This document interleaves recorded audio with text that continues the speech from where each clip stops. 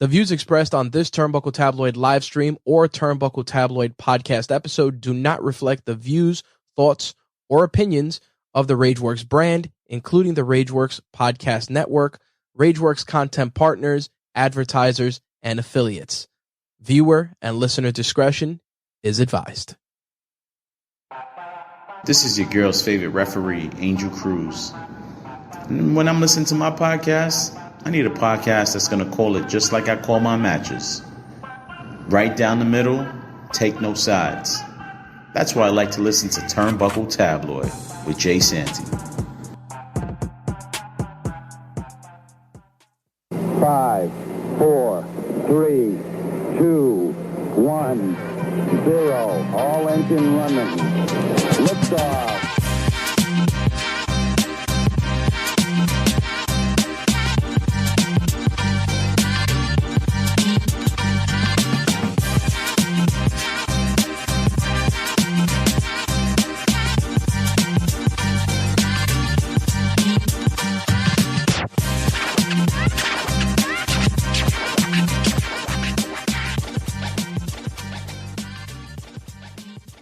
What's going on, everybody? Tony G here, better known to the world as Josie's Boy, aka your girl's favorite artist. And today I'm here to tell you about my company, Painted in Blue. Painted in Blue is a creative house established in 2017, and we specialize in handmade custom leather goods. We coined the term luxury minimalism because we believe even in your everyday life, no matter how much running around you have to do, you can still stand out and be fly. We create everything from luxury handbags to wallets and some of the best leathers you can find that you would love to carry on a day-to-day basis. So if you believe in looking fly while you handle your business while pushing fashion forward, make sure you guys go to paintedinblue.com. Don't forget to follow us on social media at _Painted in Blue on Instagram and on Facebook at Painted in Blue.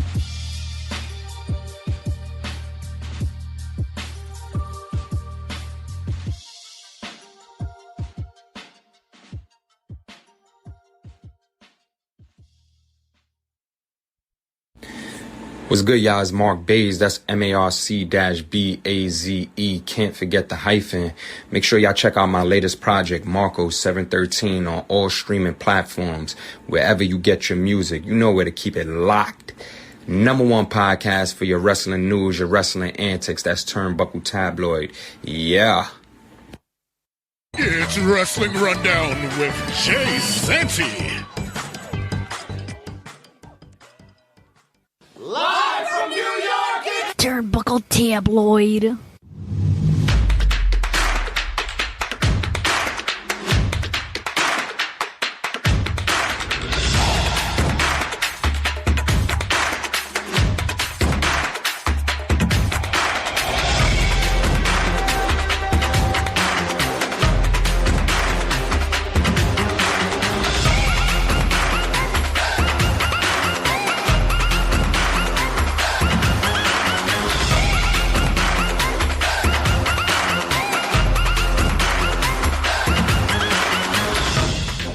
Yeah, everybody, this is the first one on TikTok, guys. Turnbuckle Tabloid, long-running wrestling shows. Matter of fact, for you guys who aren't in the know, we've been doing this for 6 years, going on 7, and the train ain't gonna stop anytime soon, ladies and gentlemen. This is longest-running non-sponsored show ever done.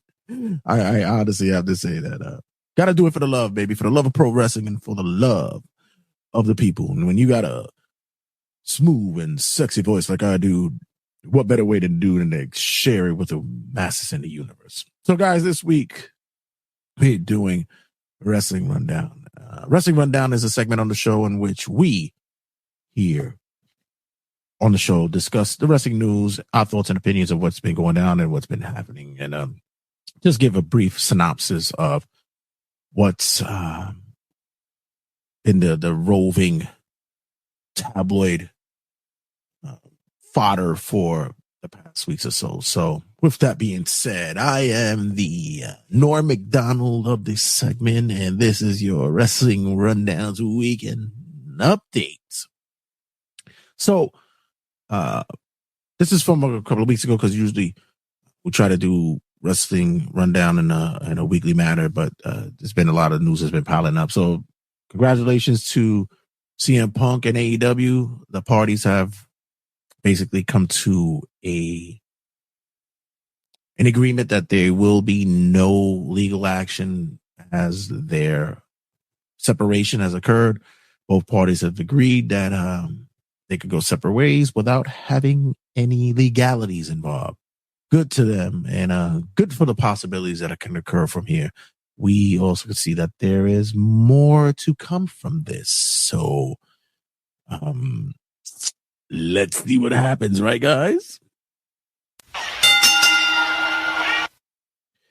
The XFL and the USFL merging. Why is this on a wrestling show? Well, do you not know who is an owner of an XFL? The man known as Dwayne "The Rock" Johnson. For you guys who don't know what the XFL and the USFL is basically the minor leagues of the NFL per se, but not officially. But there has been some talks in which the NFL has been looking more into the fact of bringing them in as a minor league ball club. And now with these two different leagues merging, it could be something grandiose for all. Each team probably has maybe, I think for the most, I think it's like 8 to 12 teams. With them merging, it will bring about 20 to 24 teams. And this will be done after the Super Bowl. So we shall see. This could be something lucrative for everyone involved and everyone in the for the love of football and the love of Dwayne "The Rock" Johnson. There's rumors going around that there's a possible return of Randy Orton. Randy's been out for quite some time due to injury, and some are speculating that his return is imminent. I have to say that I'm a big fan of Randy. I've been a fan of Randy for years. I even marked out when he came back after his injury and came out with the tattoos. And boy, you better work that, Sid. You looking all good with your tats and stuff. But I was just a big fan of Randy, and now to see that he possibly makes his return is going to be something pleasant. Shout out to the boy Painted in Blue, my boy Jersey Boy, popping in on the live stream. Was good, my guy. Yeah, I'm taking advantage of the live stream. I got the whole setup going on over here, boy. So I'm getting in the mix. I'm with it. I'm with a whole. I gotta send you pics of the whole new setup now. I got a whole thing going on over here, boy. Thank you for the good looks. Thank you. Shout out to the boy and his family out there doing it up. Big wrestling fan, and looking for one of our sponsors out there, man.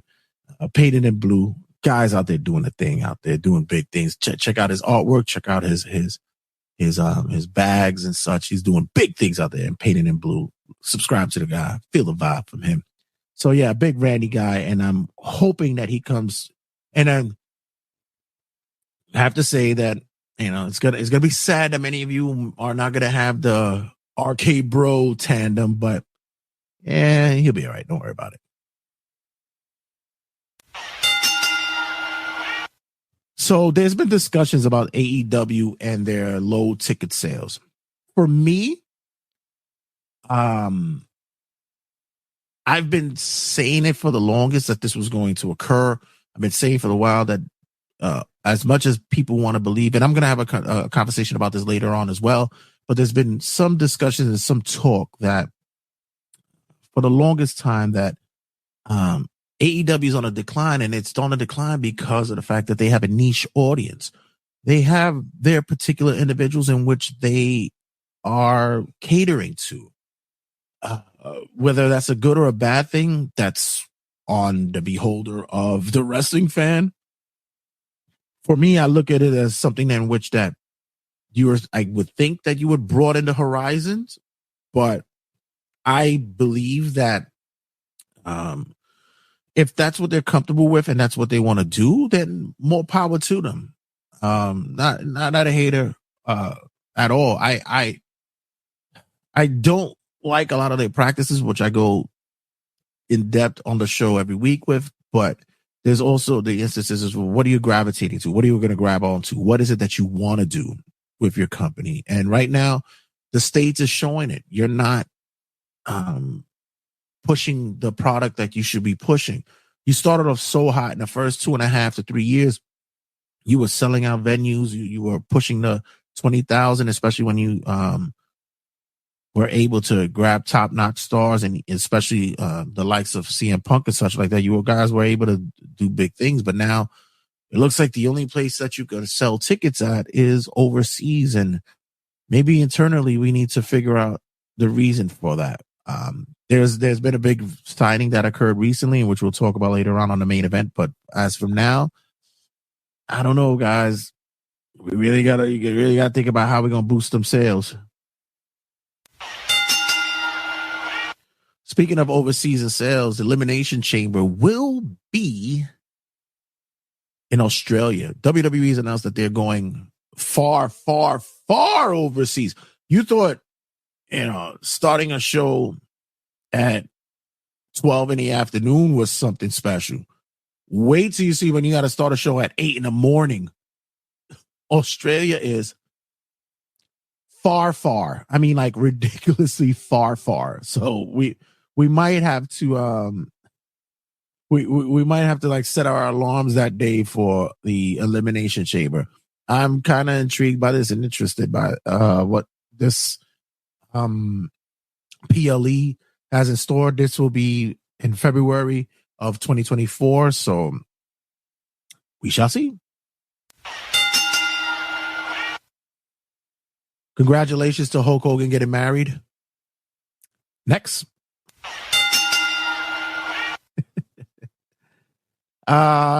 Big news if you guys haven't heard about it right now. Like I said, a lot of this stuff is a week or two old. I'm just catching up on it, so you give you guys my thoughts about it. So in any case, SmackDown will be swallowed up by the USA Network. It seems as though that once their contract is done with Fox, SmackDown will be on the USA Network, which I kind of believe that was going to happen with Comcast being such a big supporter of WWE for many, many years. I actually thought that they were going to be the ones to buy the company, but it seems like though that their money wasn't big enough, so Endeavor took it in.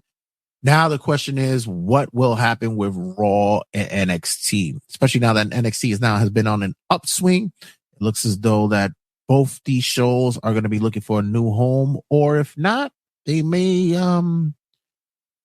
I don't know, find a place somewhere else on the Comcast networks, maybe on Bravo or something like that. So it'll be interesting to see how this will play out. Man, AEW botches. I heard this. This is a Twitter site or X site, whatever they call it. AEW botches was a site that basically just captured all the mistakes of AEW's wrestling, which I didn't think would be a problem, but apparently they're sycophant fans who basically have no life just took it to another level.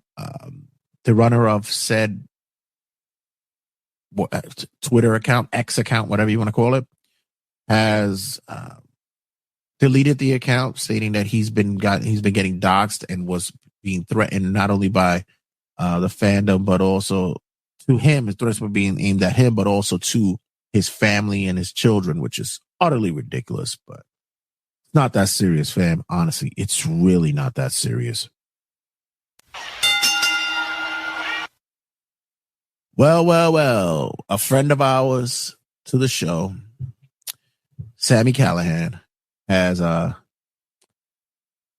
seems as though that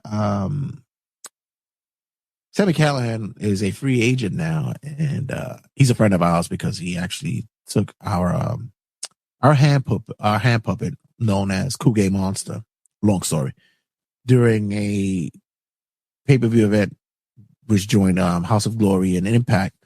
And he took our puppet and kicked it into the crowd. Cool K Monster was in the recovery for about 6 weeks, but he recovered. In any case, Sami Callihan is a free agent now, and most likely Sami will be going to AEW. Makes a lot of sense, especially if Sami could join up with a friend of his known as Jon Moxley, which would be fun. That whole AEW roster, just seems to be getting inflated and inflated. Embrace all those indie companies. Rick Boogs, Mr. Nakamura sidekick, guitar guy, basically had some choice words to say about his release with WWE. He believed that his release was due to some politics as well as to some shenanigans going on with Vince being released. And there was a comment that supposedly been made this past week in which he discussed wrestling when WWE and such like that. But from what I took from it, it wasn't a slam at WWE. It was actually a slam at amateur wrestling. It was that and close that he felt like it was a waste of time and such like that. But many people construed that to be his thoughts about WWE, but I don't see that being the case. But Boogs, he's a body guy, and I believe that Vince being a body guy would have shot him to the moon, especially him being the kind of guy that was being used for commercials and such. I believe that he might have had something going on, but yet he was also one of those guys that needed to be left in the oven for a little bit longer to see how it works. But if Vince was the guy that was going to be able to do that, then I can see where his frustrations came from. But he suffered an immense injury at last year's WrestleMania, which hindered that progress. So yeah, I can see his frustrations, but also, come on, guy. Speaking of CM Punk, where is the CM Punk story? I'm waiting. I mean, we all been hearing these stories, and I continue to talk the CM Punk story with people. And just a quick note, I have a great interview later on in this episode, guys. Make sure you download, subscribe to Turnbuckle Tabloid on every podcasting outlet, every facet. And now, as you can see, now we're going to be on TikTok a little bit more. And make sure you check us out on all podcasting outlets, iHeart, Spotify, Google Podcasts, wherever you can find a podcast. Turnbuckle Tabloid is mostly available there on audio. Well, we do videos from here and there, but most likely, if you want to hear this, it'll be on the podcasting outlets. So in any case, we have a great conversation later on in the show in which we discuss the CM Punk stuff. But the big thing is, where's his story? Because I know that he's got shit to say, and I kind of believe that he's holding back a little bit, and I believe it might be because of a certain possibility of him popping up somewhere. Maybe, maybe not. We shall see. Congratulations to Eddie Kingston, our New York bred NYC Yonkers boy, on his 4-year deal signed with AEW, as well as his championship win at a Grand Slam. It was a New York City moment to see Eddie finally capture that Ring of Honor championship. And Eddie's a high standard for us in the New York City area, especially for indie guys who love the business and such like that. Eddie's that guy that basically alongside with guys like Homicide, Amazing Red, and the like, low key New York guys who was able to break through in the late 90s, early 2000s to show and prove that even years later you can still get it. And sure enough, Eddie did it, man. Congratulations to Eddie Kingston for not only his new contract but also his championship. Yes. Before I even get to that, there's a couple of things I want to go to. Serena Deeb is dealing with possible some heat. Serena Deeb hasn't been on television since last year. Probably one of the best technical, prolific female wrestlers in the game. You don't have on TV. There was one point in maybe she had suffered an injury, but right now it seems as though that she's on the shelf and everybody's questioning why. She did have issues with agents and producers, with television time. Also, the agents cutting her wrestling time short. There's been, discussions that she would have a scheduled 12-minute match and it would be bumped down to a 6-minute match. And yeah, that's something that can be frustrating with a wrestler, especially one of her like. I think that it's not one of those situations in which that cannot be fixed, but I also believe that, the AEW model that they had blueprinted early on when they started the company has shied away from that some time back. So I think this whole love of indie wrestling kind of thing has shown and proved that, yeah, we need to stack our roster with other things. And I think maybe that Serena Deeb has been caught up in that wave as well. Kayfabe. A lot of the marks love using wrestling terminologies. Well, it seems as though that Merriam-Webster's dictionary is also a mark for themselves, that they use the word kayfabe. It's now in their dictionary. Congratulations to wrestling for getting that word in there. Kayfabe, a terminology used to show that to detail and describe the non-real aspect of wrestling, showing the falsities of wrestling. Well, basically, still shining through to basically sell the story gimmick-wise, has now made his ways to Merriam-Webster's dictionary. Congratulations to wrestling. Seems as though Mustafa Ali was to win the North American Championship until his release. Who was responsible for that? I know Shawn Michaels wasn't happy about this, and I know many other individuals in the back were not pleased with this release as well. I got a strong feeling that Mustafa will be making his way back to WWE soon. Yeah, I think he was a well-liked guy in the business. I think they're going to allow him to get his feet wet in the indies a little bit. But I have a really good feeling that they have plans to bring him back, and I think they're going to bring him back with some type of veracity. I think it's a good look. Before we get to the main event, we'll discuss the signing of Jade Cargill to WWE. I know this is a big news story for many of the dirt sheets and such. And for those who don't know, who are not keen to what goes on at Turnbuckle Tabloid, I was not a big fan of Jade Cargill in AEW. Why? She has the look, definitely has the personality, possible charisma out there to gravitate, but I think they put her on a rocket too fast, and her ring work never really shined through. I believe that with her getting proper training, she could actually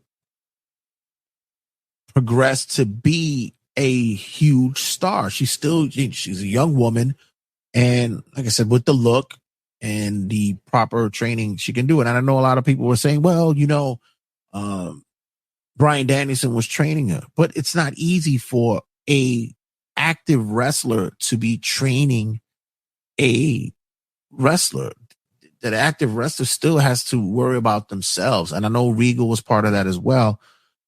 But you also got to take in consideration that, there's so much that has to be done with nurturing and growing a talent or an athletic individual like Jade Cargill. You got to figure out what kind of wrestler she's going to be, who she will be as a person. And I don't think that she was able to grow that there in AEW, which to me made her look bad. Aesthetically, she looked great, but in the ring, I thought she needed a lot of work, and it showed. You couldn't put her in anything more than an 8-minute match because it'll show her flaws. And it's many times that you got to put a wrestler in the ring with somebody that's not going to reveal their faults. And many times we saw that, but we shall see what's going to happen with her in WWE. I'm not going to sit there and say that I'm jumping on the Jade the bandwagon for Jade, but I'm, knowing what they can do at WWE, especially if they're going to be invested in a talent like that and make it a big deal. I believe they're going to really go full throttle with a progression. So we shall see. We'll actually do a conversation about that next episode to see, what other people's thoughts about the signing of Jade and what could happen.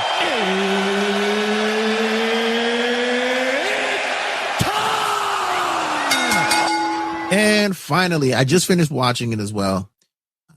Watching AEW Dynamite and saw the Dynamite debut of Edge. I watched the WrestleDream pay-per-view, in which, who didn't know that he was going to pop up?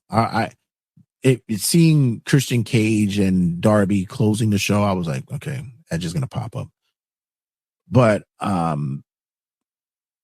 when he did pop up at WrestleDream, you knew it was going to happen, but you also still had that moment of like, wow, this is happening. For me, I took it as, yeah, this is weird. Like, it's just weird. Not sure how I can take this. The reason being is because we've seen him on WWE so long, so much. It's like it just didn't.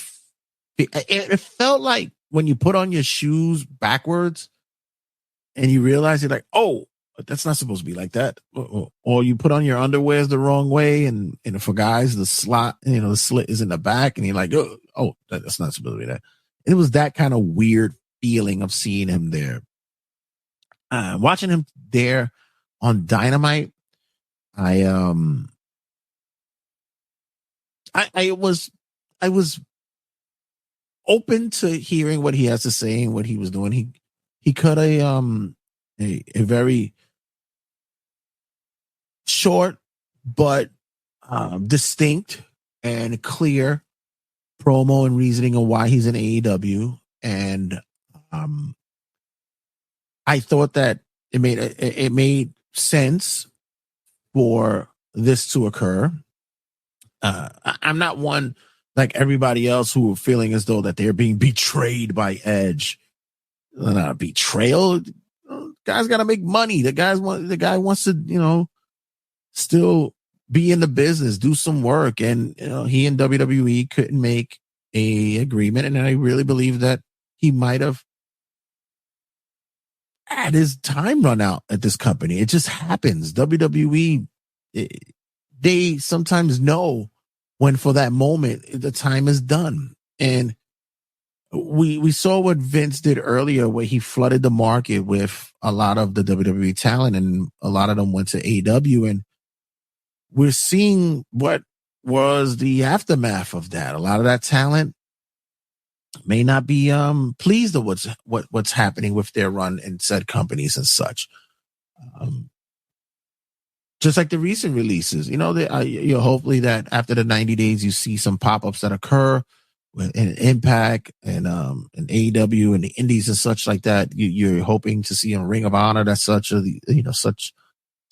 talents can make their way. But when you get someone of a level like Edge, you're sitting back and you can't be angry about it. He made it clear, this is going to be his last run.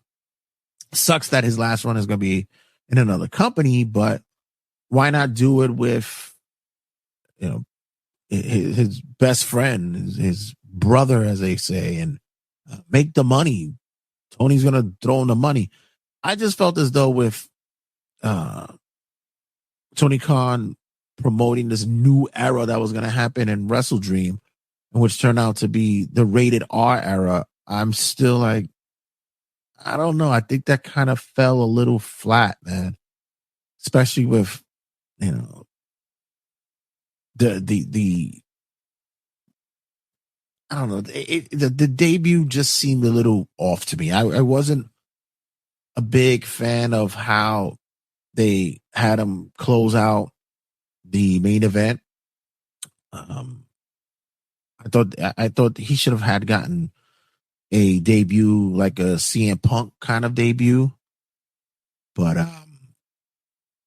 we shall see, man. And like I said, for all you fans out there, or supposedly fans, who are hating on the fact that he's in AEW, dude, like, honestly, like I said, for me, it's just, you know, it's a little awkward, but, you know, it's something you'll get used to. He's going to be there. And I think in time, you'll just realize that with a lot of the, you know, he spoke about the possible tag team matches or dream matches or return matches that he could have there on that show. It makes a lot of sense. He's older now, breaking into his 50s and such like that. And this is going to be his time to say, hey, you know what? I'm going to go out. You know, he's already a Hall of Famer, WWE. He's made his mark there. And of course he's going to make his way back. Maybe later on he'll do the Stone Cold shit or whatever. But, you know, it's one of those things that, guys, to business. And it's good to see that, you know, as much shit I could give both companies or whatever, it's good to see that the flow of wrestling stars can go from company to company, could occur. And this should be a good thing for everybody. MJF said it best. We sit there and in the back, we support each other. I'm not going to sit there and be mad at somebody else. This is the reason why, you know, they watch other companies. They watch other promotions. I believe there's a reason why Jade Cargill got signed to WWE. Somebody spoke to somebody and said, yo, her contract's coming up. You better get a look at her. And this is what happened. And I think the same thing happened with Edge. You know, Christian Cage says, yeah, his contract is coming up. You might want to grab him up. And this is what happened. So I think that, yeah, guys, lighten up when it comes to the whole bashing of Edge and betrayal. And fucking betrayal. It's about getting money, and that's all it's about. Get that money, get that bag. And sure enough, Edge went and got that bag, and he's able to, you know, get some money and not have to bust his ass and throw his body around. Which, although I was not happy with the fact that he was doing spears on the plank woods on the, we gotta watch that shit. But other than that, we got much more to talk about, guys. Don't go anywhere. For you guys who are watching on the live stream, thank you for being part. Shout out to all you guys. And believe me, much more to happen. This was a late night creep here on Turnbuckle Tabloid on TikTok, because, you know, I'm just testing the audio out to see how everything was running. And so far, so good. Seems as though everything is running smoothly on this. And then next time, you guys could call in, have a couple of questions asked or questions answered, and we could do it there as well. But other than that, like I said, make sure you download, subscribe, be a part of the vibe of Turnbuckle Tabloid on all podcasting outlets. Check us out on YouTube. Check us out on now TikTok, Instagram, and wherever you have us on social media, and as well as on podcasting outlets. So, guys, for you guys on the podcast, don't go anywhere. Stick around. We have much to talk about. See you guys in a sec, and thank you guys on TikTok. This is comedian Kyle Lewis, and you're listening to Turnbuckle Tabloid. So there's big rumblings happening in the past week of wrestling, and some may say it was warranted, and some may say it's like, what the fuck? And I think M2 Wink and myself are probably on the same spectrum of like, what the fuck? Like, yo, yeah, it's been crazy this week. Let me tell you, I am. Where do we begin? I'm I'll go quickly with the what I still chase in the spectrum of news stories. And I spoke about it earlier in the podcast where I said, where is the CM Punk stories? Where's the CM Punk side of the story? Where is the all-in CM Punk side of the stories? What's happening with that? Can somebody tell me what's going on? Man, Punk's just quiet. He don't care. And they can talk all they want. Punk don't give a damn. Punk knows if the real ones know, the real ones know. They're children, so they speak for themselves. Didn't they just go on Instagram and complain about being called the cancer? I don't know. You know why? Because when he was released from WWE, or he left, or whatever, whatever have you as his departure, he easily went to Colt Cabana's podcast and explained the problems that he had there for some time. And he aired out the grievances and stuff like that, right? Talk about that the doctors didn't treat him right. So that's what you're waiting on. Yeah. And he was easy to do that. And he walked away. And granted, we didn't hear from him for 6 years and such, right? And 6 or 7 years and such, right? So with that, at least I could say he walked away and was like, fuck this business. I'm good with it. Let me do other shit, right? Now with this circumstance where, I don't know, would Punk have that same kind of mentality of, yeah, I don't give a fuck about this business anymore. I'm not going to do this shit anymore. But yet we haven't heard from him. So what's that about? Is there a possibility that Punk might not be done with wrestling and he's keeping his mouth shut until the time is right? Or maybe oh, sorry. You seem to be having some allergies. What was it that you said? It was Survivor Series, something like that. It sounds like you Chicago. Survivor Series is in Chicago. Oh. Or maybe, just maybe, that just as they did with the Cody episode of the Peacock special that they had, that maybe Punk might save that for where the real money's at? When Cody came into WWE, who called him out? Who called him out? Seth Rollins, right? Right. So why is Seth Rollins all of a sudden the best in the world? Ooh. And then Michael Cole made a mention of a CM Punk reference this past Monday Night Raw. So gingerbread, little what do we call it? Little seedlings being planted. Maybe. This is just wishful thinking for me. Wishful thinking. Me too. Nothing's concrete. But I still sit here and say, yeah, there's something going on here. He did make a mention to say he can't say much. He's out of work until 2 months from now at a recent MMA event. So I don't know. Like I said, I told people before, he has a really good relationship with Endeavor, and he's spoken to Triple H recently.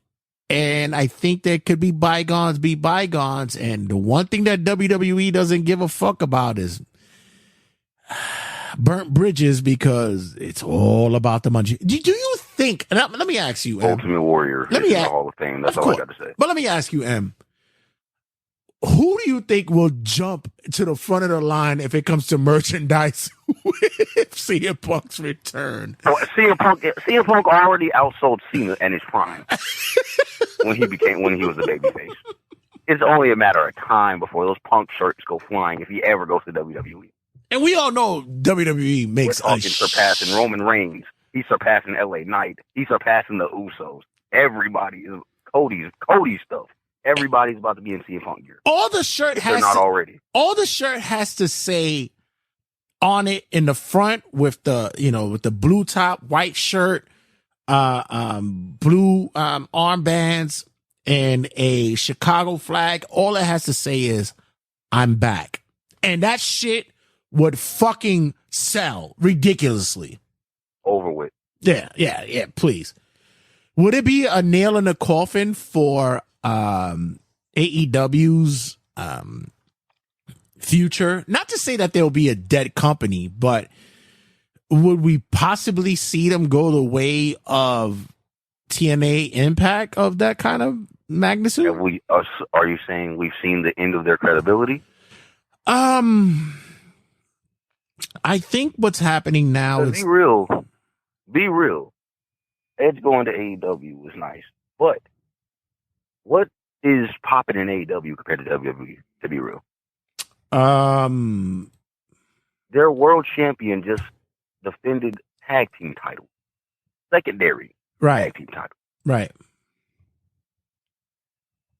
I'm more with the understanding of that the Edge grab was a nice grab. It was a nice grab.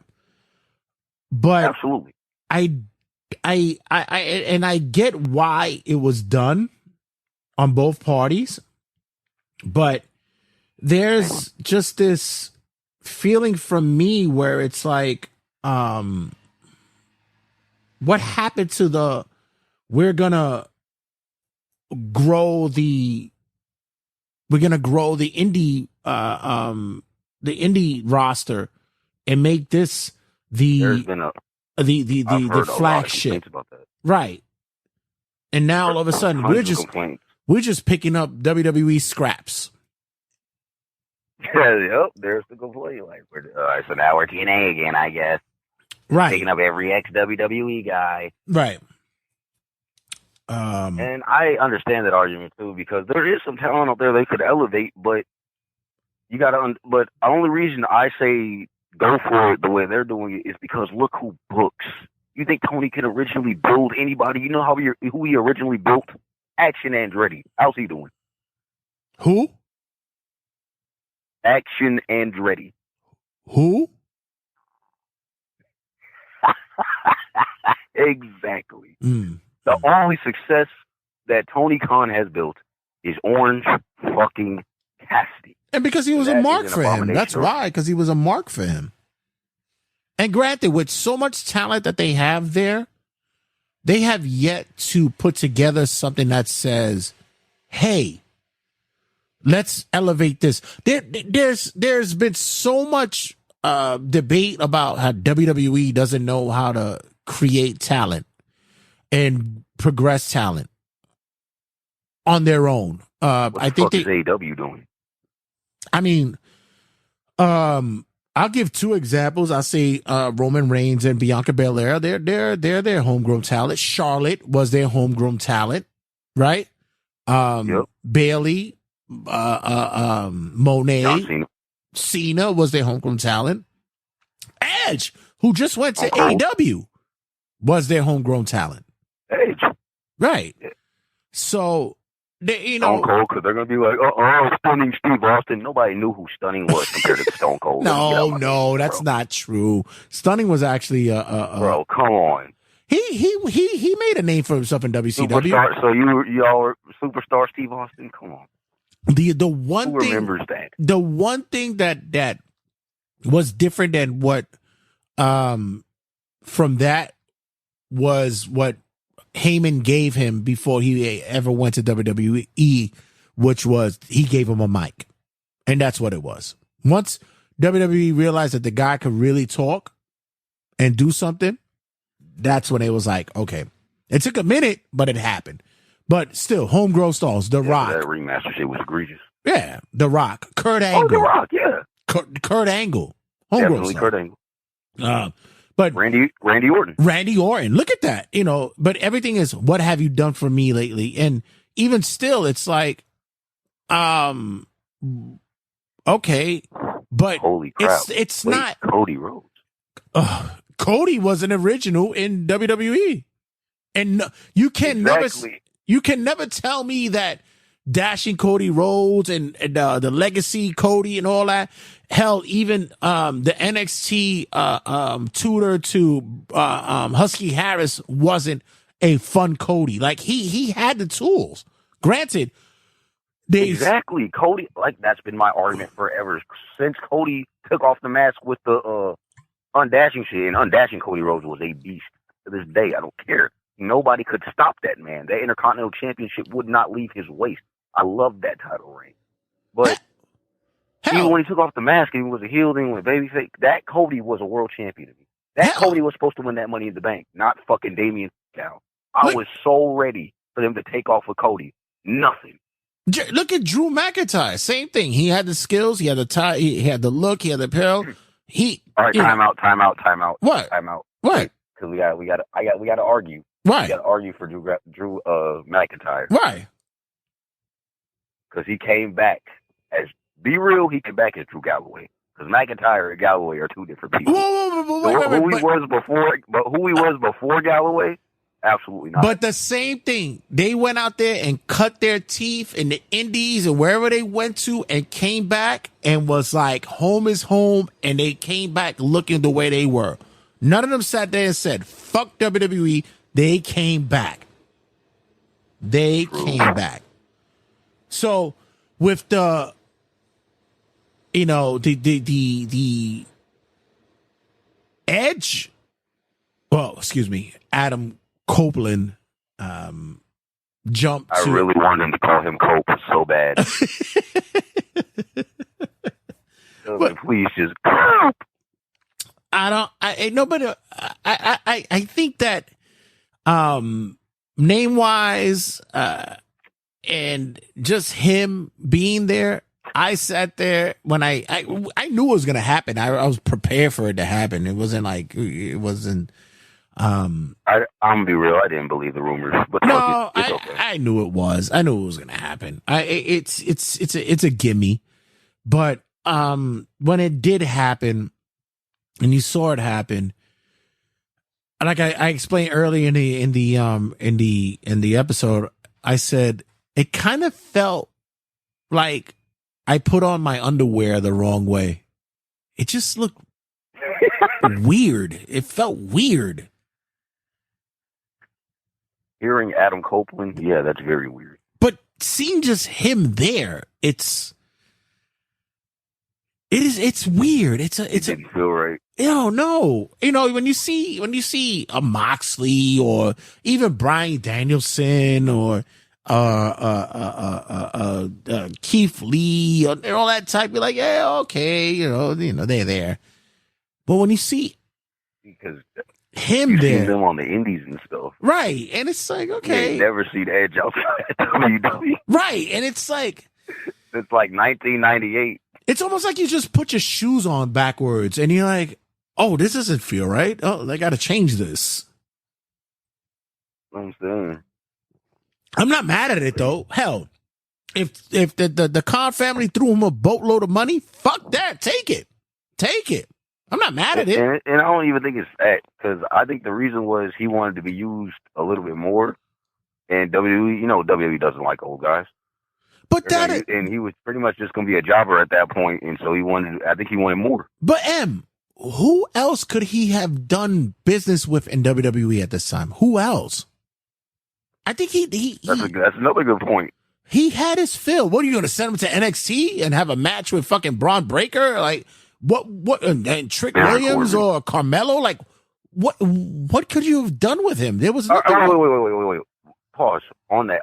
Can I ask you a question? Uh-huh. Do you think Trick Williams is good? He's I might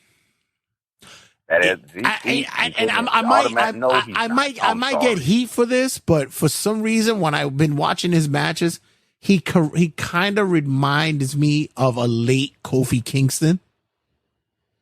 And I don't know if that's that Trouble in Paradise kick. That and I actually feel kind of insulted because Kofi was smooth. He's not smooth to me. No, I said late. He's Late. still a little green. Late. That's what I'm saying. Late.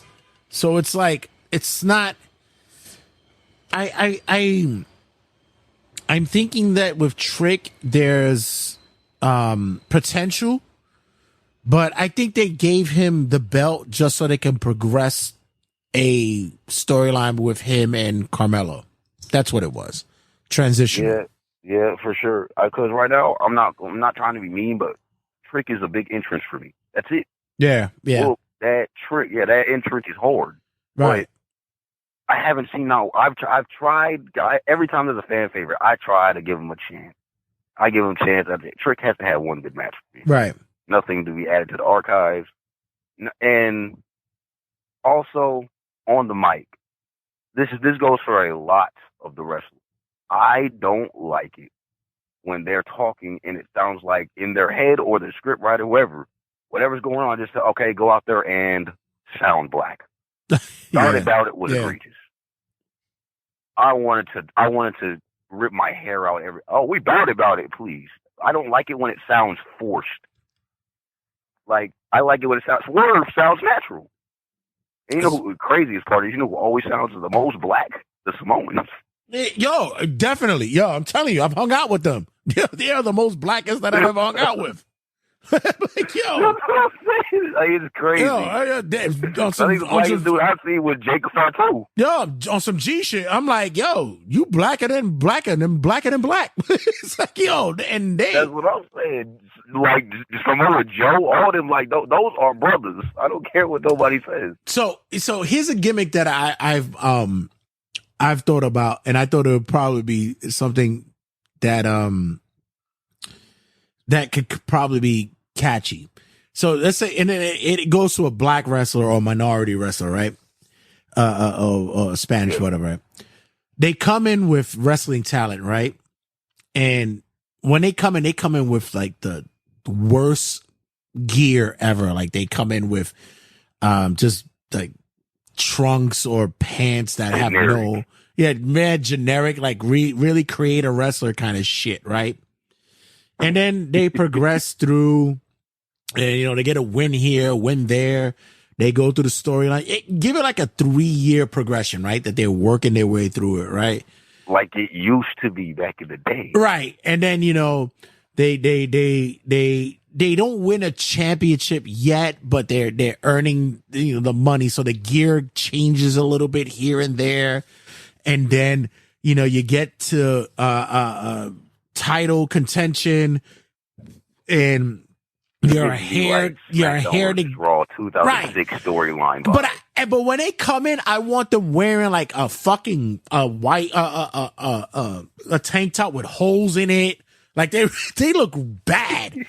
And I want them to progressively start getting money so their gear looks a little different.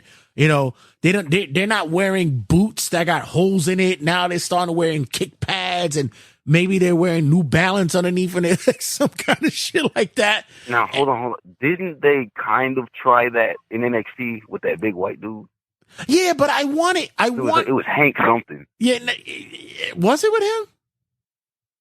I gotta look that up. Booker T was always talking about, so man, he just came here for a fight. Yeah, but we want to see what he could do. Right. And he got like the tank top on with the jeans. Yeah, and I wanted to. He was actually really good. I wanted them to do something with him. Yeah, and I wanted to look like the progression would be like after like 2.5, 3 years, you could see that he's building up, and now his gear is different. He's dressing a little different. His swag is a little different. He's acting a little weirder, not weird, but a little bit more confident. You can see all that, and then finally we get after that 3, because I think the fans will rock with that shit instead of coming in with the typical black kind of P. Diddy look. It's like I want to see that started from the bottom. Now we're here. I want that kind of shit. Oh, we already got that in NXT. Them big Samoan dudes. What's they called? What are they called? From the trenches or something? Mm-hmm. Out the trenches, like it's something like that. Yeah. Yeah, I would like to see that, but they got little Reggie as their manager. But I want to go back to the Edge thing and AEW. So Edge and AEW, like I said, it's still a little bit off-putting to me. I saw what happened on Dynamite, and I like that he's smart enough to talk to people in the back to say, this is the promo that I want. This makes sense. I get it. I was not happy with. We'll talk about it once we do the rundown of WrestleDream, but wasn't really happy about how his presentation happened. At the end of WrestleDream, how he debuted? Yeah, his debut came out. But for Dynamite, his inaugural debut there. What's your thoughts about is there potential for them to do something with him there, or is this just a cash grab? I think there's potential. I don't think Edge needs cash, to be real. I don't think Edge wants cash. But it's not. No, I'm not. Have some fun with Christian. I'm not talking about him as a cash grab. That he needs money. I'm talking about AEW using him as a cash grab. Yes, absolutely. They need all the help they can get. They do. I'm like, do you know who? Let's talk about Tony's original ideas again. The fucking Dark Order. Need I say more? He needs the wrestlers that know how to promote themselves. He needs guys like an Edge, like a Samoa Joe, like a Miro, if anything, like a CM Punk. But he got rid of that. He needs guys with experience, because the guys that he brought up with him, all the Bucks friends, all the AEW quote-unquote originals, suck terribly. The only originals I can think of that are good from AEW are Chris Statlander, MJF. What's her name? Who's my wife off that roster? What is her name? Jamie Hayter. I thought you were saying you were going to say Sky Blue. Who? Sky Blue. Okay, Sky Blue is decent. I'll give her that. She is gorgeous too. But absolutely 100% don't mind that motorcycle. Sorry about that. But Undertaker and Baron Corbin flying through. I was saying. Let me get an autograph real quick. He threw me all the way off. I don't know where I was. No, but you're talking about how the progress, what's gonna be there for AEW. All the original good ones, the originals from AEW that can actually produce something. I said Chris Statlander, MJF, and Jamie Hayter. Who else can you really think of originally from AEW that produces numbers, has good segments, good in the ring, great matches? Like, really, who? There's not. Because I can't really think of anybody. You can't say Swerve.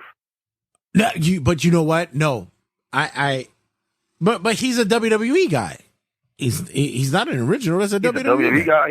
He's either that or he's Killshot. We knew Killshot before we knew anything. Yeah, we saw him in fucking Lucha, so we already knew that.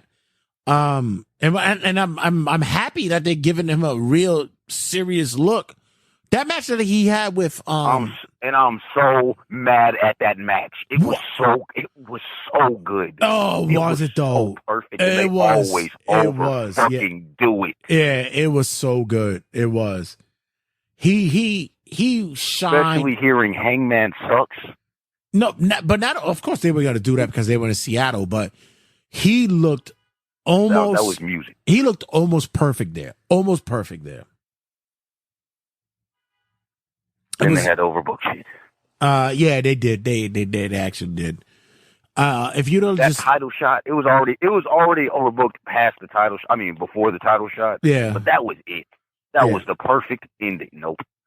Yeah. So I was like, what was I thinking? So I'll double back to the Edge stuff, but just quickly I'll go through the WrestleDream stuff. Claudio with the Claudio and Josh Barnett match which was the on the 0 hour stuff. I did not see that, but I heard it was very good and very out of place because they did not know what to how to react to good wrestling. But not for nothing, I was sitting there going like, shit, that match could have actually been on the main card. But I don't think the roster, the audience would have appreciated it because it was a legit wrestling match. I thought it was a good shot. That's what I'm saying.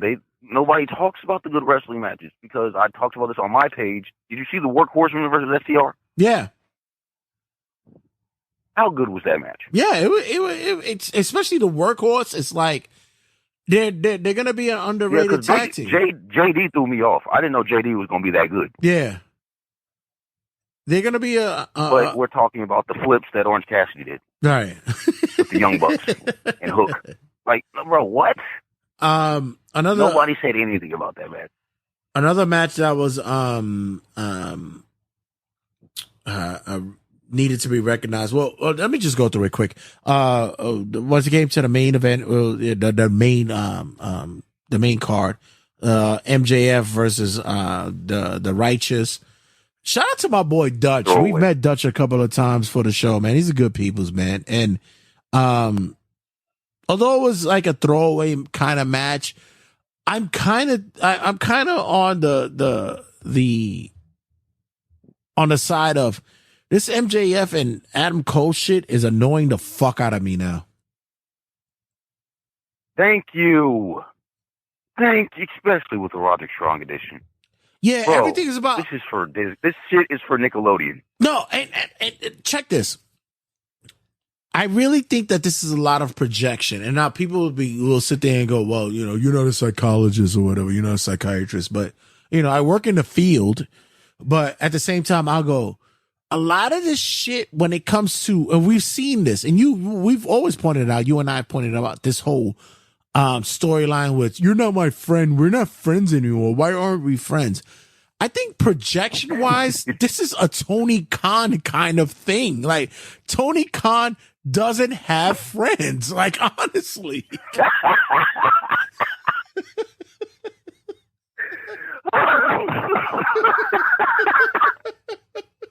So he bought him. Now it's making sense. No, but not only that, this is his story. So his story is that he's gone through life without having friends because of who he was. So when he does storylines, everything reflects. Listen, we did it with the Adam Cole and Cowboy. We did it with Cowboy and the Elite. We've done. There's so many stories in AEW. It was like, "You're not my friend, and we're not Santana friends." And Ortiz. We're not friends. You don't like me anymore. Why you're not my friend? And everything's friends, and it really reflects on possibly that Tony Khan is this weirdo that just doesn't have friends, and we see it on the fucking TV now.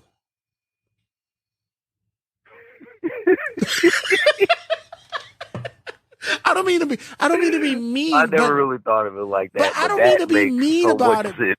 But you think about it. Rich boy got all this cash.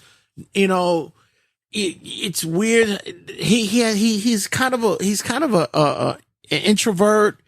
And, you can kind of see him, and he's showing it on TV on how. So, wait. So are you trying to say he's been that excited around people all his life?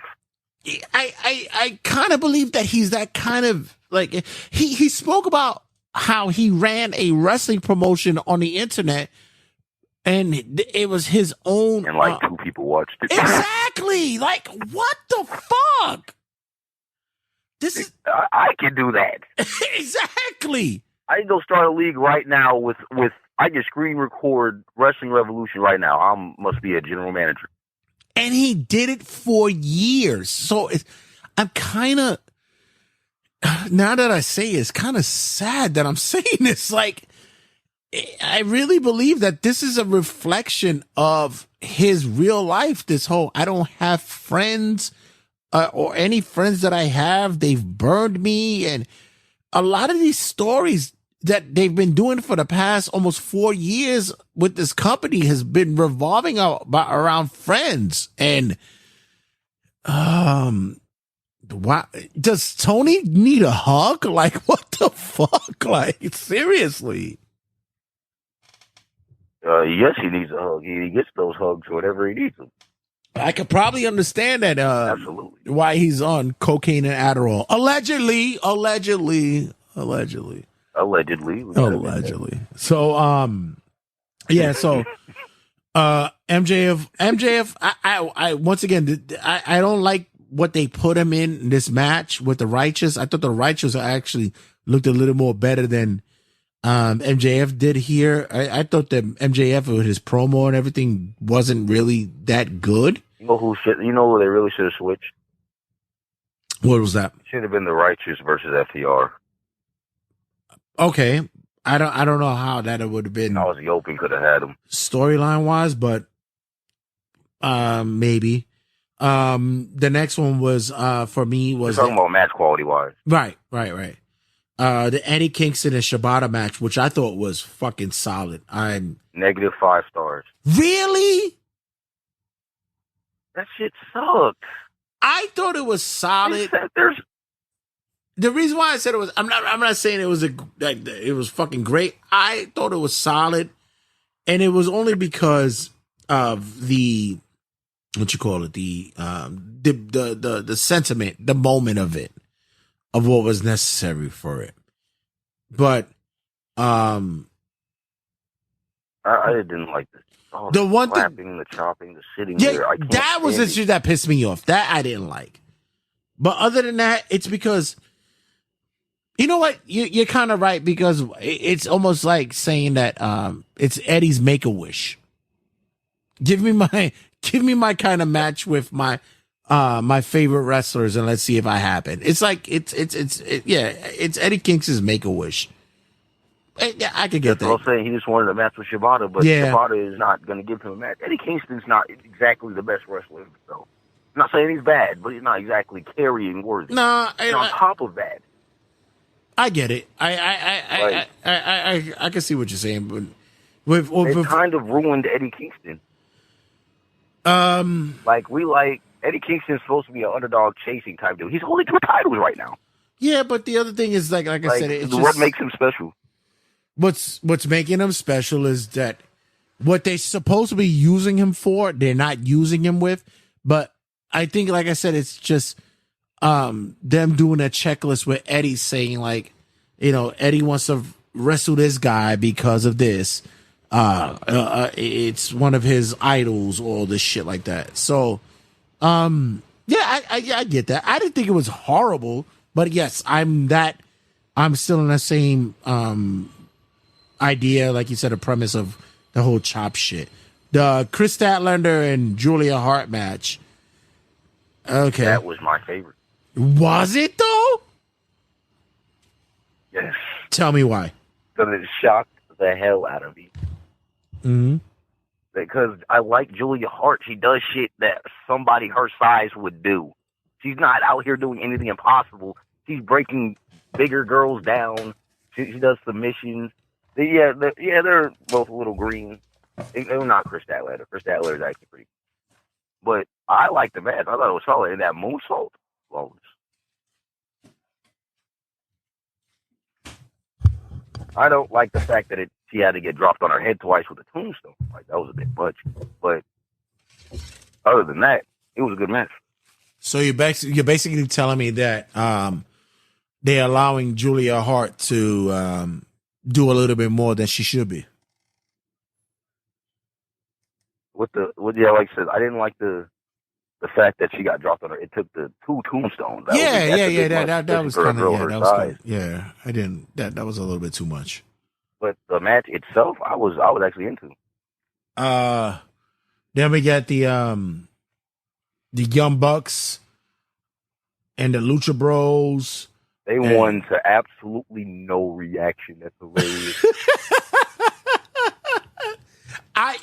Nobody cares, bro. You know what? Who you think should have won this match? The Gun Boys. Yeah, I said the same shit. Definitely the Gun Club. Yep, I said the same thing. Yeah, absolutely. Because what the fuck is Orange Cassidy and Hook gonna do? Right. Why do they keep killing Hook with these goofy ass tag teams? Right. That's what's pissing me off. Hook should have been the damn near on Samoa Joe level. Prime Samoa Joe levels by now. Hook's a fucking joke right now. My thought process was that you should have put that in the Gun Club's pocket because no, because we want to see FTR versus Young Bucks 4 so they can tie it up again. That didn't make, and then we can have FTR versus Young Bucks 5. That didn't make any sense to me, none at all. I that was the what the fuck moment for me for that night. Honestly, we didn't get the Hangman Page versus Swerve. We talked about it a little bit, but I would have said match of the night for me. I said, I really, really enjoyed that match. It was great. It just got ruined for me. But for me, I thought that even if this match wasn't in Seattle, if it had been somewhere else and this match was the same, I thought this match would still be still boot Hangman. But it'd still be a great match because this should be the launching pad for Swerve. Honestly, it should be. Swerve should have been took off. The next match, which was ridiculous. The next match, what I call the "Who Gives a Fuck" match, was the Ricky Starks versus Wheeler Yuta. God, and it's only because believe it or not. Here we go. The quality of that match was not that bad. It was not that bad. I just can't. And I hate Wheeler Yuta. I just want to say I can't take him. I can't stand him. I can't take him. I can't. Like, it was good. It's good until he just starts overpowering people. When he starts overpowering shit, that's when come on, bro. Look at him. No way. That's when I stopped looking. Like, he can do his stuff for a little bit. You can take so much. But then he becomes Brock Lesnar. Like, stop it. Just turn the TV off. So, this is an interesting match I want to ask you about. Zack Sabre Jr. versus Bryan Danielson. Holy fuck, I was entertained like a motherfucker. All right, so let me hear your thoughts about this.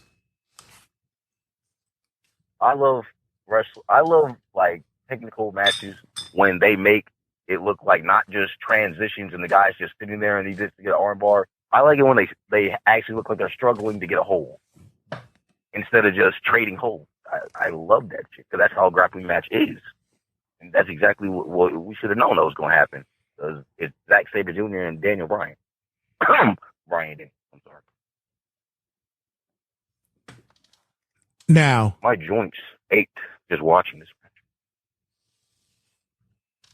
Now, let me ask you, before you go into everything that you get to, but on the overside, was this like, the dream match that everybody said was the dream match? It was never gonna, the hype that AEW put up on it, it was never gonna hold up to that. Because it never was what they hyped it up to be. Yes, that's a dream match for a certain amount of people. Because, bad but true, who the fuck is Zack Sabre Jr.? I mean, with us, we know it. Like, if, the insiders, supposedly, but when it comes to dream matches that casual wrestling fans would know, they would know this.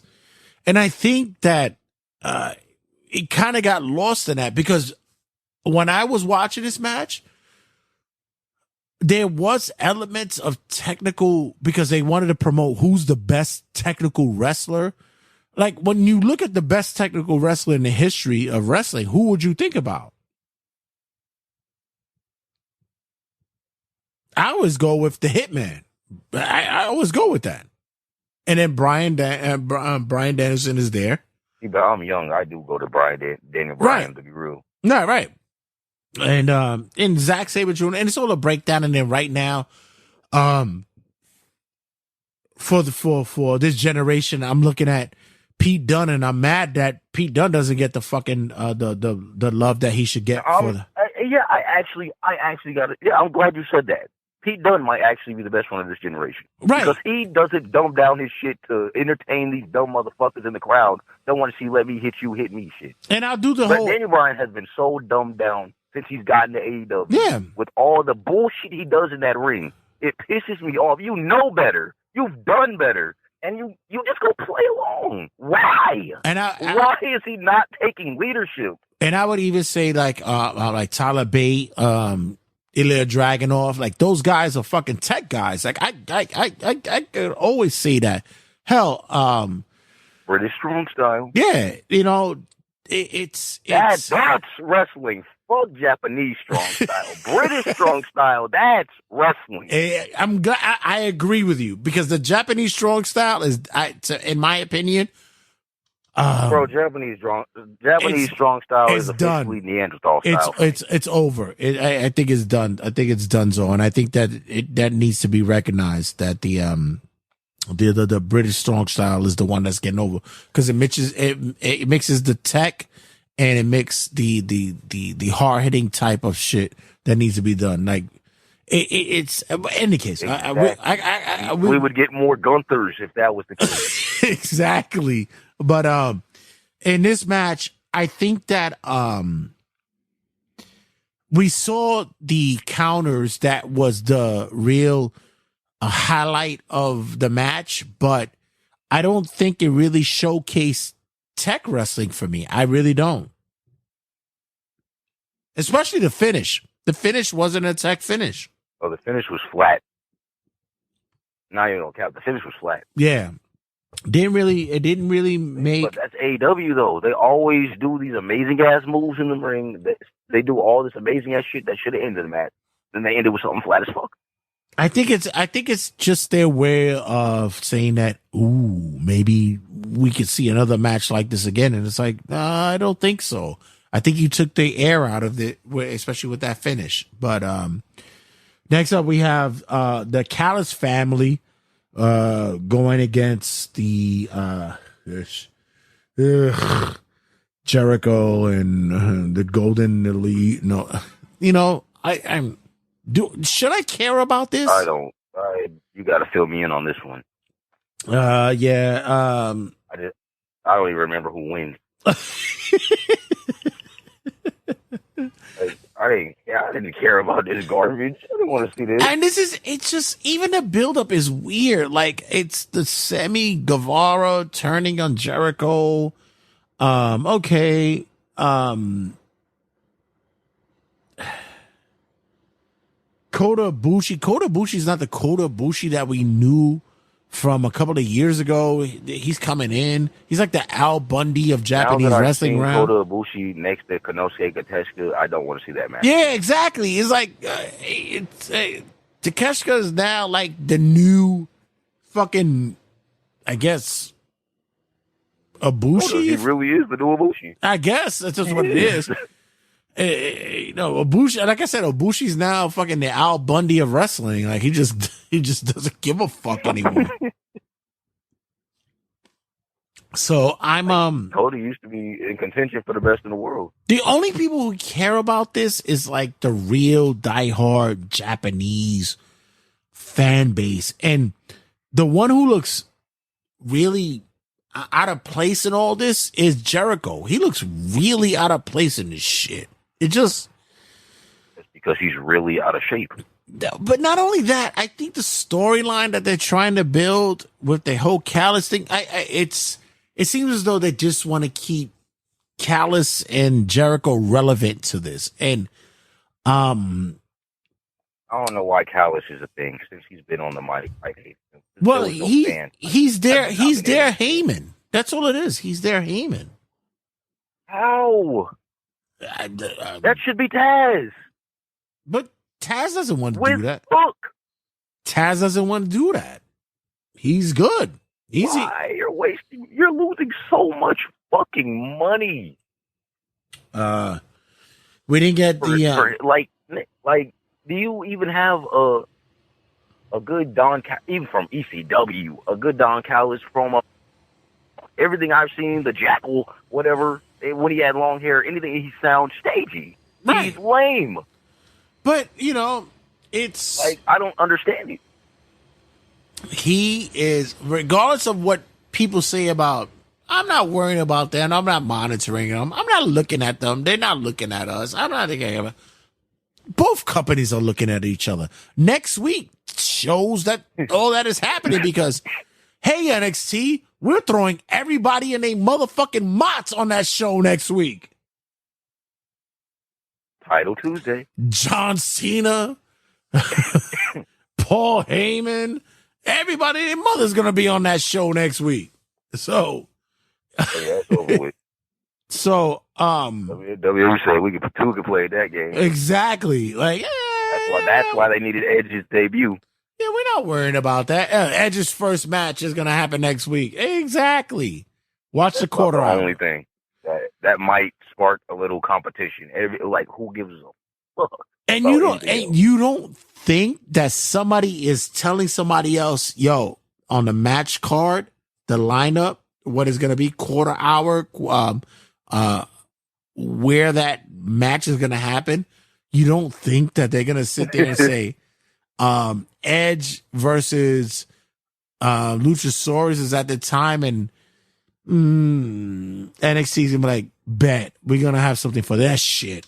Come on, of course. Oh God! And once they figure out when Edge goes on, that's when Cena or Hangman comes out or some shit. We get FTR versus Aussie Open, and not for nothing. I don't care about this one either. You got to fill me in. Really good match. I thought that, you know, it's funny that I didn't really think that Aussie Open was the hype that they have been given from the fans for some time being. But after a couple of matches, and then especially this one, they're actually a really good tag team that needs to be watched. There was a couple of spots that I got kind of I got worried because I thought that there might have been some injury factors that got involved, especially with Dax and such. But they're actually a really solid tag team, man, and I wouldn't have been surprised if they won the titles again this time around, or they wanted the tag titles here. I'm just like, are we really going to sit here and build up another fucking Young Bucks and FTR match? Yes, we are. 'Cause that's what we want. We want best out of 5. We didn't want just best out of 3. Oh, no. Right. That's what it is. Go for the gold. Right.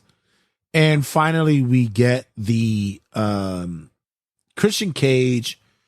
And I thought it was cool that they actually made this the main event. Christian Cage versus, I forgot. They had to do the debut. Christian Cage versus Darby Allin for the TNT Championship. The match was good for me until Christian had to do the bullshit. And what was the bullshit? We got to expose the ring. Wait, say that again?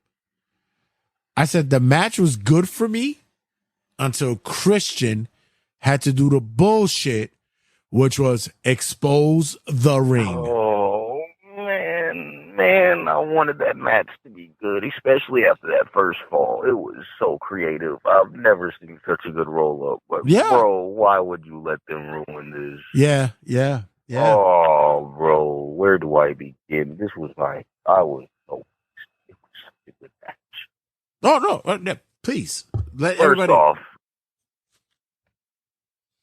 it was so confusing, especially that damn steel stair spot.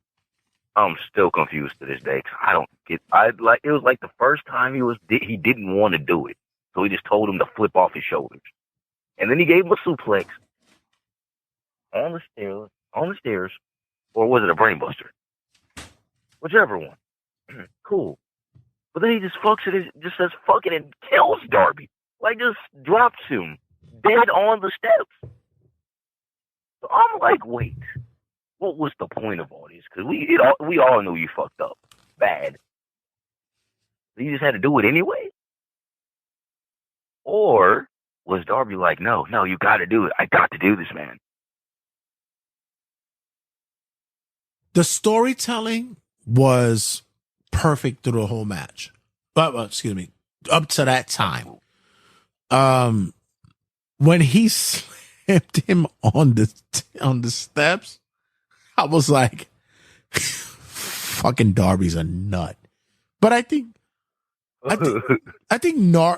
Darby knows. Excuse me. I think he knows his longevity in wrestling. I think he's gonna get it, but he's doing way too much and be allowed to do way too much. Entirely. Yeah. That's a bad spot. But at the same time, I could also say that. That was horrible. But at the same time, I could say that Kevin Owens does the same shit. I can't even knock it. Owens does the same kind of shit. It's just that WWE doesn't allow him to do that much. Darby does it like almost every week. They give Owens like that pay-per-view kind of slot shit. But because like we've seen him flip through a tower of chairs and like get slammed off some ladders the wrong way by by Sami Zayn. And it's funny how it's always Sami. Right. So I think that that time was it built up to the breakdown of the ring that Christian did and shit, and then you get another perfect finish that didn't finish the match. Well, does the Nick Wayne intervening make sense? Please don't. No, it doesn't. It makes it fucking predictable, typical shit. The second he came out, we knew what was going to happen. Right. We actually started saying, Nick Wayne's about to betray Darby. Right. We were joking. Right. Nope. As soon as we saw, oh my God, you got to be fucking kidding. If anybody found that as a shocking twist, you need to stop watching. By the way, actually, no, don't stop. But I don't, because those are the people they look for. But they'll eat a lot of shit. By the way, on Dynamite, did we get an excuse why Nick Wayne did that? Because Christian's a better father figure. Oh, is that what it was? Yeah. Christian can teach him how to win. He's tired of losing like Darby. Oh, okay. Darby has to work hard. Christian's got what he wants whenever he needs. I was more open with the Edge promo, Adam Copeland promo, where he explained that I came out because how can you go against Sting, who you idolize, and how you put your poster up on the barbershop so you can get that haircut. I was more open to get that than to get the. That was nice. Yeah, I was, and that's a smart move. But in any case, after we get the finish, which was Christian Cage getting the win, and Sting comes out after the Nick Wayne and all that nonsense, and then Sting comes out. And by the way, is this going to be a thing to where Sting progressively moves out of the Darby Allin thing and Adam Copeland becomes the mentor now? Because Sting is AARP status right now. Are we going to... He can't be doing it for this long. That's a good point. I mean, I didn't think of that, but I would hope so, because I'm sick of Super Sting. I'm sorry. It's like, I'm tired of him, bro. You're two on one tag team. You're like damn near you're Undertaker 1992. Like, son, very worse. An American Badass. Exactly. Taking out the whole alliance by yourself. Like, who are y'all? It's the guy that couldn't be Triple H though. So or Seth. Like, come on, bro. Yeah, so I'm still like perplexed about what that's about, but it just came to me that like, yeah, this probably be the transition in which Edge is able to work with Sting at least one time, and Sting could say, "I'm done. Let me put my fucking black and white boots in the ring and get it out," and then he could be the Darby Allin mentor from here on out before we get the Christian Cage, because there's supposedly a 3-year contract that's been signed with Edge, so which makes him 52 or 53 years old before he can exit out. So, but other than that, no. Oh, I'm sorry. I'm sorry. I'm so sorry. I got a notification, and I saw Title Tuesday got Strickland versus Danielson. Oh, why do you go back there to beat Swerve right now? Oh my God! Wait. You have to say that again because it was muffled. Say it again. Why would you beat Swerve? They're not gonna have him beat Danielson. If Danielson's last year, oh, bro, they're gonna do the same thing they did to Ricky. Come on. I hate AEW. Why would they have that match though? Why would they do that? I don't know. Yeah, I just saw like I said, it just popped up. It is Strickland and Swerve. I mean, Strickland and Bryan Danielson. Which, by the way, shout out to my boy Prince Nana. Yo, his fucking dance is true. Oh, bro, I got to kill that on TikTok. I have to hit that. That's my guy. Really good dude, man. Shout out to he started something with that. Yeah, shout out to Nana, man. But yeah, and we get Adam Copeland in AEW, and like I said, it's just, I don't know, man. It's kind of weird, man. It's a weird thing that we have there, man. It is a weird feeling. It's like I said, we've never seen Edge since 1998 outside of WWE. Exactly. We've seen Christian, but never Edge. Just quickly, I don't want to hold you up for too long. I just want to go through the WWE No Mercy.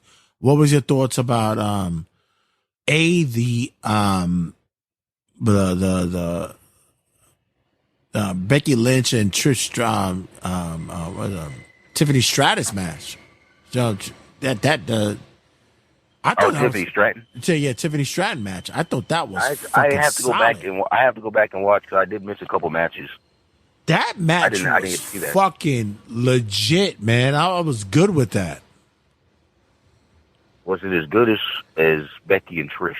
No, but it's still up there to where like Becky goes out there, man. She fucking she puts in that work, man, and especially with to put in talent over and shit. It's legit shit, and even the for the North American title with at that time for Trick and Dominic, it wasn't a bad match. It was straight for a little bit. Like I said, Trick got some work. He does, but I think the way that they called it, I don't think it was a bad match though. Oh no, I'm not saying it was a bad match. I'm saying he's just green to me. He's just not really all that entertaining for me. And please, Carmelo and Dragunov. Oh my god. Oh my god. I can actually finally delete the first one because the first one I got mad at the finish. Because now Melo only won because of Trick. Right. But now I can delete that and I can put that match in the archive straight in there. Fucking great match. That was gold. Yeah. And I think that there's it's gonna be tough. It's gonna be tough when it comes to what they're gonna do with certain talents. But for me, not everybody should just go to the main roster. I know when it comes to main roster stuff, it's about big money kind of shit, and that's what the talent wants. But when you're able to pull off matches like that and you draw eyes to the product, that match right there is one of the, to me, like top 10 for 2023 match of the year, man. I thought it was solid. Oh, you best believe. I can't wait for match of the year this year. It was going to be a lot to argue. Yeah, but brother, as always, a lot to argue for. Brother, as always, gotta thank you for taking the time. But you gotta go. I know you got stuff to do today. But thank you for checking in, man. Let everybody know we reach out in. And next time, I'm on TikTok. I'm gonna be on the TikTok lives. We're gonna be doing this soon. So I'm gonna be checking you in for that. Oh yeah. Now they do it on the PC. Oh, that's my area. Oh, we're gonna be doing TikTok live soon. We're gonna be doing that shit. So I just want to make sure that you let your peoples know that we're gonna be doing it there to have that conversation. So let everybody know where they can check in and where we can find you at. All right, you can get me at Reality of Wrestling on TikTok. I am that man that breaks down the reality of wrestling, and I don't give a fuck about all the bullshit that y'all like. If it sucks, it sucks. And then you can get me on YouTube at 2K in Politics, where we either play 2K and talk a little politics, or we just talk wrestling, like the top 10, I don't know, most underrated matches in WrestleMania. You know, break down why CM Punk got screwed out of AEW by the Elite. All types of stuff. You know, it's just fun. Go check it out. All right, my brother, as always, much love. And everybody else, thank you guys for checking in. And we out of here. Check you guys later. Yes, sir. Much love back. 5, 4, 3, 2, 1, 0. All engine running. Liftoff.